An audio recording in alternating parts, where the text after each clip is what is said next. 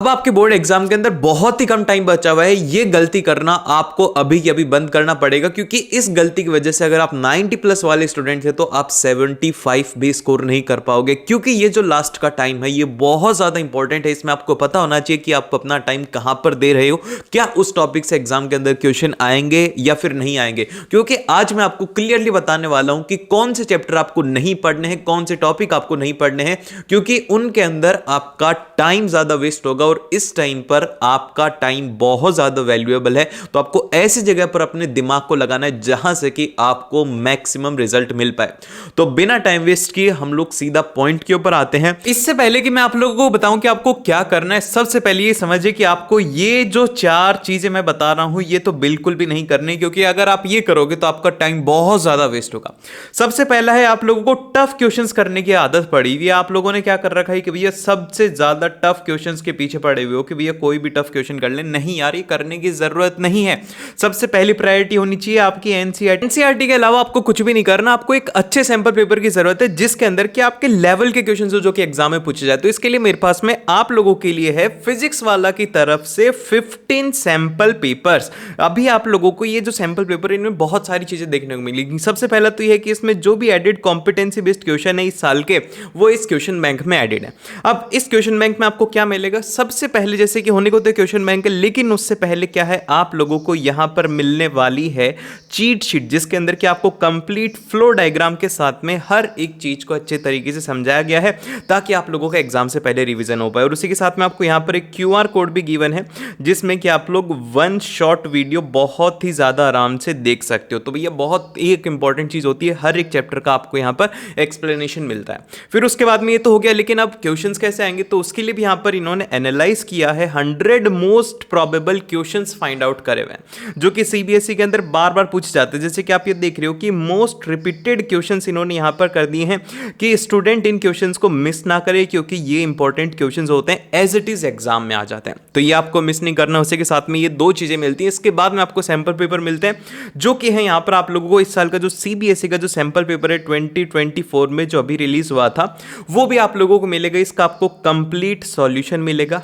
Topper की answer sheet के साथ में कि टॉपर उसे किस तरीके से सॉल्व करेगा, मतलब टॉपर्स का किस तरीके का करने का भी होता है, ताकि आप एग्जाम में समझ पाओ कि आपको कैसे लिख के आना है। और आपको इसमें टोटल 15 सैंपल क्वेश्चंस पेपर मिलने वाले हैं, ठीक है। फिर उसके बाद में जो नेक्स्ट आता है कि इनका जो सॉल्यूशन है वो भी बहुत ज्यादा इंपॉर्टेंट है। तो जैसे कि सीबीएसई की मार्किंग स्कीम आती है उसी तरीके से उसी वे के अंदर यहां पर इन्होंने स्टेप वाइज आपको मार्किंग यहां पर दी हुई है। उसी के साथ में यहां पर आपको कौन सी मिस्टेक्स हैं जो आपको नहीं करनी है, टॉपर्स का एक्सप्लेनेशन आपको इसमें गिवन है। तो बेस्ट सॉल्यूशन आपको हर एक सैंपल पेपर का मिलता है। और ये जो सैंपल पेपर है आपको सभी सब्जेक्ट्स के देखने को मिलेंगे। नीचे डिस्क्रिप्शन में लिंक मिलेगा, वहां से जाकर आप परचेस कर सकते हो। लेकिन अगर आपको एडिशनल डिस्काउंट चाहिए तो आप लोग मेरा कूपन कोड यूज में ले सकते हो RUN150, जो कि आप लोग अगर PW स्टोर के ऊपर यूज में लोगे तो आपको एडिशनल डिस्काउंट मिलने वाला है। तो आप लोग बिल्कुल भी मिस मत करना, मेरा कूपन कोड जरूर से याद रखना और नीचे डिस्क्रिप्शन में आपको लिंक मिल जाएगा। सो चलिए अब आगे बढ़ते हैं। फिर इसके बाद में जो नेक्स्ट है वो है, ये गलती बहुत सारे स्टूडेंट करते हैं कि भैया 6-6 7-7 घंटे के मैराथन देख रहे हैं, 6-6 7-7 घंटे के लेक्चर देख रहे हैं एक चैप्टर के लिए।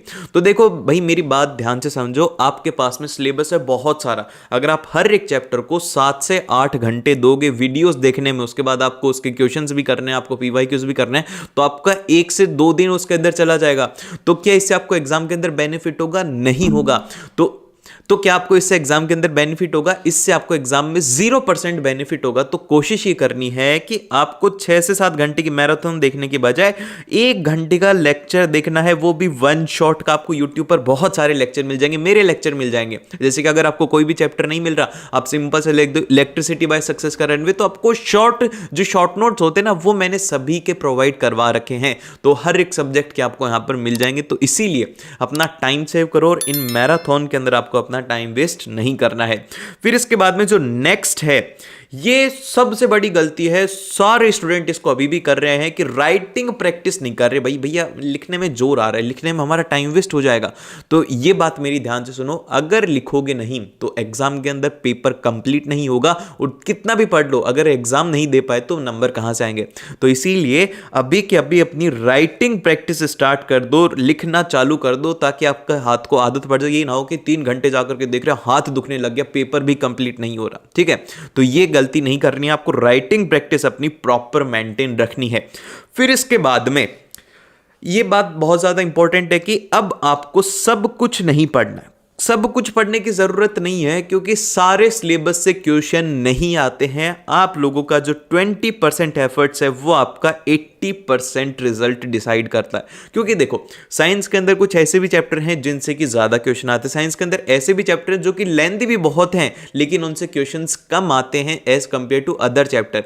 तो समझदारी किसमें? समझदारी इसमें है कि उस चैप्टर को छोड़ के दूसरे चैप्टर के ऊपर फोकस किया जाए और उन 2 चैप्टरों को कर लिया जाए। जितना टाइम एक में लगाएंगे तो उससे हमारे मार्क्स इंक्रीज होंगे। क्योंकि देखो, सब कुछ पढ़ने से आपके मार्क्स इंक्रीज नहीं होंगे। आपका अल्टीमेट गोल ये है कि भैया हमें मार्क्स इंक्रीज करने हैं, तो हर एक चीज करनी जरूरी नहीं है, सिर्फ और सिर्फ वो चीज करो जो कि तुम्हारे एग्जाम के लिए इंपॉर्टेंट है। तो अब इसके बाद मैं आपको बताता हूं कि इंपॉर्टेंट क्या है। आपको एग्जाम के अंदर अच्छे स्कोर करना है तो बस ये 3 चीजें कर लो। सबसे पहला तो अपनी एनसीईआरटी को ही फॉलो करो और किसी भी चीज को फॉलो मत करो, क्योंकि सीबीएसई की जो बाइबल है ना वो एनसीईआरटी है। इसके बाहर वो कुछ भी नहीं पूछेंगे और आपकी जो मार्किंग होगी वो भी इसी के अकॉर्डिंग होगी। तो एनसीईआरटी को आपकी फर्स्ट प्रायोरिटी होनी चाहिए।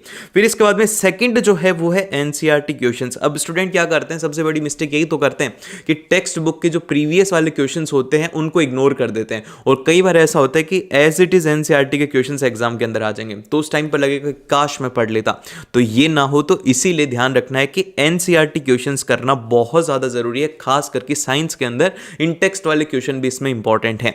फिर इसके बाद में आते हैं पीवाईक्यूज। अगर आपके पास में टाइम है कि भैया अब 7 दिन का टाइम है, तो आप एटलीस्ट लास्ट 2 या 3 इयर्स के तो पेपर आप एटलीस्ट सॉल्व करो, क्योंकि बोर्ड्स का पेपर टोटली पीवाईक्यूज के ऊपर बेस्ड होता है। आपको 80% ऑफ द क्वेश्चंस ऐसे मिलेंगे जिनके अंदर की सिर्फ और सिर्फ क्या किया गया है, डेटा को चेंज किया गया है, लैंग्वेज को चेंज किया गया है और वैसा का वैसा पेपर पूछा गया है। तो इसीलिए स्मार्ट बनो और इन चीजों के ऊपर फोकस करो, क्योंकि बाकी की जनता क्या कर रही है, यूजलेस चीजों के ऊपर फोकस करके अपना टाइम वेस्ट कर रही है। फिर इसके बाद में जो हमारा नेक्स्ट है, अब आपको अपनी कैटेगरी बनानी होगी। आपको ये पता होना चाहिए कि भाई ये मेरी फर्स्ट प्रायोरिटी, ये मेरी सेकंड प्रायोरिटी है, तो आपको ये फर्स्ट प्रायोरिटी के अंदर अपने वो चैप्टर रखने और इन्हीं को ही सबसे पहले करना है। वो रहेंगे आपके सबसे पहले वो chapters, revision of completed chapter. ऐसे चैप्टर जो कि आपने पढ़े थे लेकिन उनकी प्रैक्टिस नहीं करी, तो आपको थोड़ा सा याद है कि भाई पढ़ा था मैंने, तो उनको सबसे पहले आपकी प्रायोरिटी रहनी चाहिए, क्योंकि ऐसा कुछ ना हो जिसके अंदर कि हमारा जो किया हुआ है वो छूट जाए। तो सबसे पहले हमें वो करना है जो कि हम कंप्लीट कर चुके हैं, उसका रिवीजन हमें अच्छे से करना और उसके क्वेश्चंस हमें करना, ये हमारी फर्स्ट प्रायोरिटी रहेगी। फिर इसके बाद में इजी चैप्टर्स को उठाने की कोशिश करो। इजी चैप्टर से क्या होगा कि आपका कॉन्फिडेंस बूस्ट होगा, आपको पढ़ने की आदत लगेगी। अब पढ़ने की आदत कैसे लगेगी? जब आप कोई भी चैप्टर करोगे, आपसे हो रहा होगा, तो आपका कॉन्फिडेंस इंक्रीज होगा। फिर जब वो इजी है चैप्टर है तो आप उसको पढ़ने बैठोगे, तो इससे क्या होगा कि आपकी सिटिंग पावर इंक्रीज होगी और आपका कॉन्फिडेंस लेवल भी इससे अप रहेगा। फिर इसके बाद में जो नेक्स्ट है कि शॉर्ट चैप्टर को ज्यादा कंसीडर करने की कोशिश करो। जो शॉर्ट चैप्टर है उन्हें पहले कंप्लीट कर लो, ताकि ये लगे कि भाई इतना सिलेबस तो हो गया, बस इतना ही बाकी है, ठीक है। फिर इसके बाद में जो नेक्स्ट है कि लास्ट प्रायोरिटी में आपको उन चैप्टर्स को रखना है जो कि या तो लेंथी है या फिर टफ है। अब जैसे कि जो ट्राइंगल है, ठीक है, ट्राइंगल जो चैप्टर है, अगर आपने इसे फर्स्ट में ही उठा लिया, पहले दिन या मोटिवेट होकर के अगर ट्राइंगल कर लोगे, तो भैया कल तुम बुक ही नहीं खोलोगे, तुम्हें लगेगा कि यार बहुत ज्यादा टफ है। इसी तरीके से आपको पता होना चाहिए कौन से चैप्टर टफ है, कौन से चैप्टर टफ नहीं है। अब इसके बाद में हम लोग सब्जेक्ट वाइज देखते हैं ऐसे चैप्टर्स जिनको कि आपको सबसे पहले खत्म करना है। वो सुन लो, सबसे फर्स्ट प्रायोरिटी के अंदर आपके एसएसटी के अंदर चैप्टर रहने चाहिए। वो है, सबसे पहला चैप्टर है नेशनलिज्म इन इंडिया, क्योंकि आपका 12 मार्क्स का ये चैप्टर रहेगा। तो अगर ये लेंथी है तो भी ये इंपॉर्टेंट है, इसीलिए इसकी आपकी फर्स्ट प्रायोरिटी होनी चाहिए कि आप नेशनलिज्म इन इंडिया को खत्म करें। फिर उसके बाद में मैन्युफैक्चरिंग इंडस्ट्री को नहीं छोड़ना है, और फेडरलिज्म एक इंपॉर्टेंट चैप्टर है, इससे भी 6-7 मार्क्स का आपके एग्जाम के अंदर आता है। फिर इसके बाद में है outcomes of democracy. Outcomes of democracy भी एक इंपॉर्टेंट चैप्टर है, इससे भी आपके एग्जाम के अंदर 6 मार्क्स का आता है। और जो लास्ट है वो है सेक्टर ऑफ इंडियन इकोनॉमी। ये एक बहुत ज्यादा इंपॉर्टेंट चैप्टर है, इससे लास्ट ईयर 10 मार्क्स का आया था।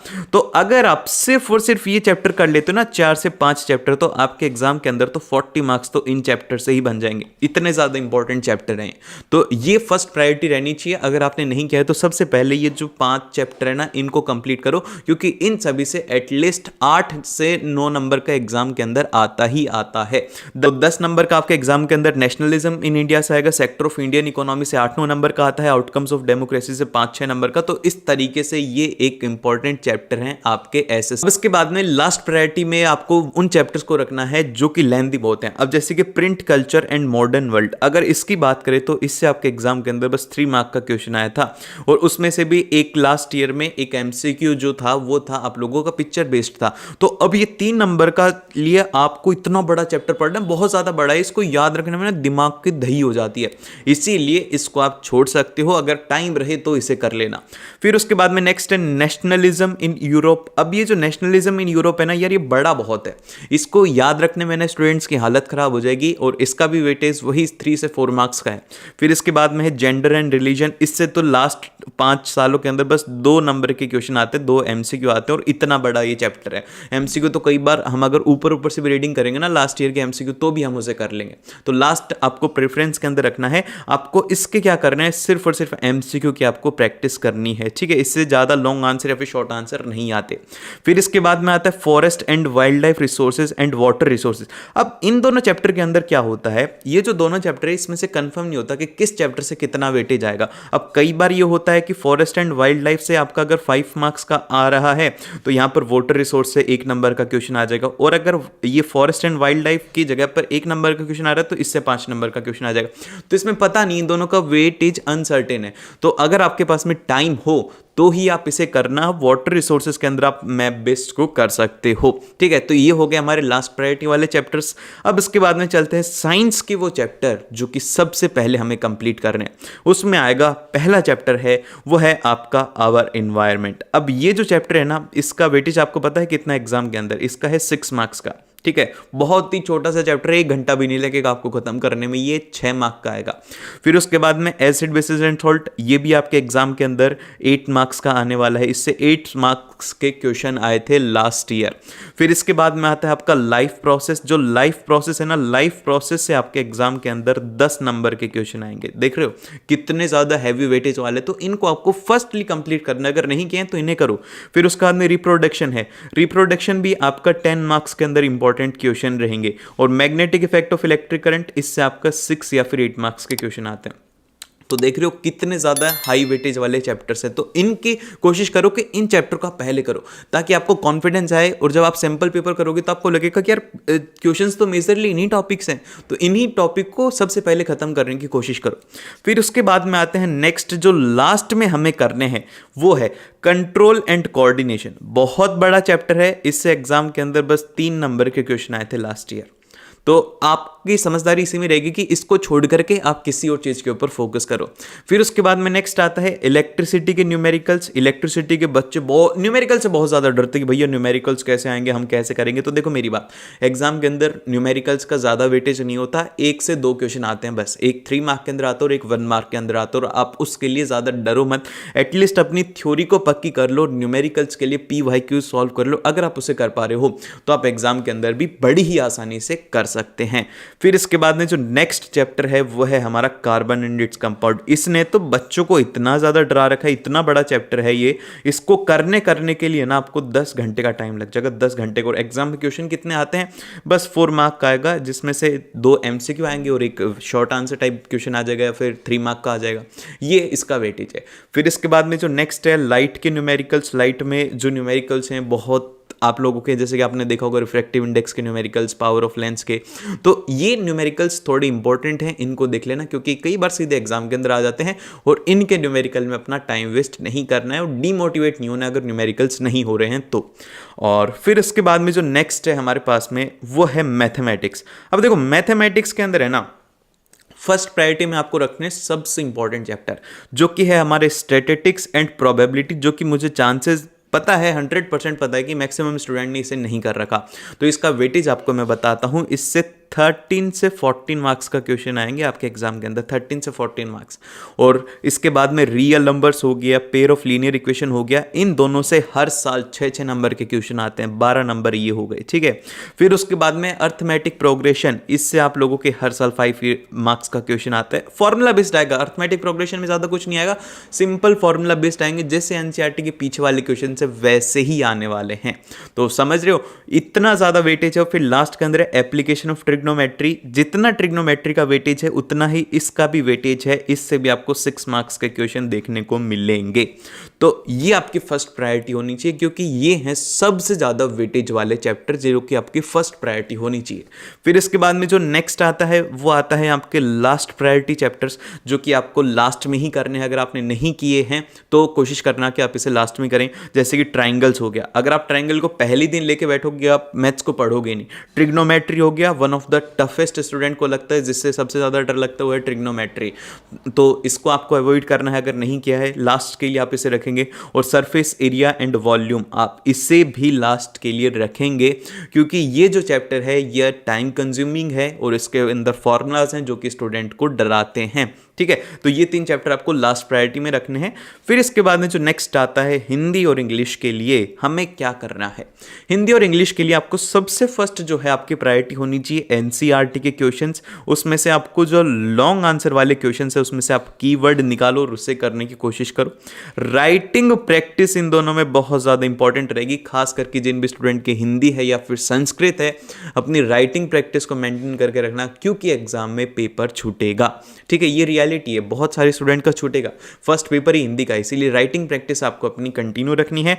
फिर इसके बाद में एटलीस्ट आपको 3 सैंपल पेपर तो करने ही करने हैं इंग्लिश और हिंदी के एग्जाम से पहले पहले। फिर इसके बाद में आता है आपका जो सबसे इंपॉर्टेंट पार्ट है कि कहां से क्वेश्चन आएंगे, वो आएंगे literature plus of reading section. ये जो टोटल है ना ये आपका 60 मार्क्स का रहेगा। ग्रामर के अंदर फंसे मत रहना, लिटरेचर के ऊपर फोकस करो, रीडिंग सेक्शन के ऊपर फोकस करो, क्योंकि ये दोनों ऐसे जो सेक्शंस हैं उनमें आप आसानी से स्कोर कर सकते हो। तो रीडिंग सेक्शन की आपको प्रैक्टिस जबरदस्त तरीके से करनी है। एंड उसी के साथ में इस वीडियो को यहीं पे ही खत्म करते हैं। बस एक बात ध्यान रखो, लास्ट का कम टाइम है तो इस टाइम के अंदर अपनी पूरी जी जान लगा दो, पूरी अपना दम लगा दो कि भाई अब तो हमें करना है, पूरी मेहनत लगा दो। और मैं बोलता हूं कि यू विल डू इट, आप जरूर से करोगे, बस अपने ऊपर विश्वास रखो और आप सही ढंग से स्टडी करोगे तो डेफिनेटली आपसे होगा। और मिलते हैं आप लोगों से नेक्स्ट वीडियो के अंदर। और अगर अभी तक आपने लाइक शेयर नहीं किया है तो जल्दी से लाइक शेयर एंड सब्सक्राइब। मिलते हैं आप लोगों से नेक्स्ट वीडियो में।